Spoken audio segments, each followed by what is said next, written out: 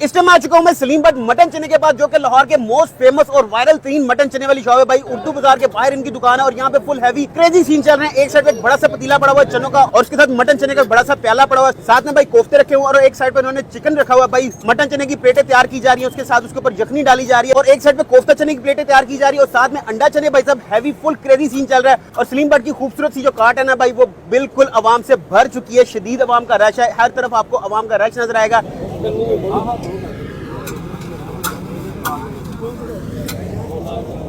200 वाला पकड़ 150 वाला पैकेट मैं 200 का चने और सजने तो बांटने वाले अच्छा तरी ज्यादा पा रहा है 200 दो प्लेटां दे 200 के चने छोड़ 100 का छोड़ दे बहुत अच्छा आज ये तीन करना आज ये पैकेट खाना भाई तरी ज्यादा ना अच्छा पहले निबेड़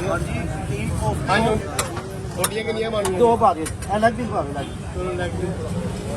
कितने पैसे और बाकी पैसे देना देते हैं बस है दे 400 में और देना है ना 400 में और है ना 150 का एक ही पैकेट चने की बात है ठीक है मटन वाला 400 चने जो मछलियां दे दो दो प्लेटां दे दो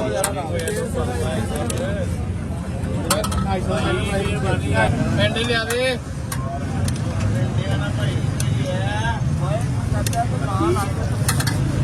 दो पैकेट पनीर कोफ्ते और शोरबा था। अच्छा चने लहदा कर रहे हैं मेरे 2 पैकेट शोरबा 100 रुपए का था जी। आपकी मेहरबानी 2 पैकेट के साथ कर 200 वाले और ले होना इन्हें बस दो मछली जी अपने 2 मछली बनने 3 ने 4 अंडे आगे चल चने किलो दो प्लेटां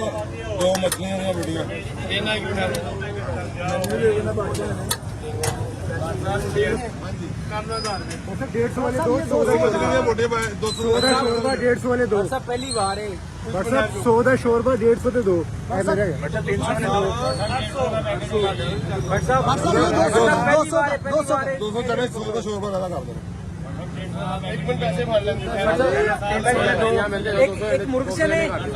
और एक सेट पे यहाँ पे इनका छोटा सा सेटअप लगा हुआ है जहाँ पे भाई ये कस्टमर्स को प्लेट्स लगा के दे रहे हैं और वहाँ पे सलीम बट साहब जो है वो पार्सल पैक करके दे रहे हैं। और यहाँ पे अगर आपने यहाँ पे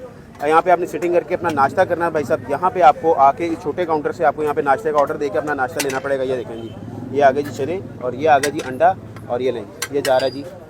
सिटिंग चलेगा भाई। सिटिंग का यहाँ पे ऐसा निजाम है कि रोड साइड पे सारी आपको यहाँ पे नीचे चटाइयाँ बिछी नजर आ रही होंगी जहाँ पे आवाम बैठ के नाश्ता करिए। एक साइड पे टेबल की सिटिंग लगी है भाई। सलीम बट सब सुबह 7 बजे अपना नाश्ता स्टार्ट कर देते हैं और सुबह 7 बजे से लेकर 10 बजे तक फुल क्रेजी सीन यहाँ पे नाश्ते के चल रहे होते हैं।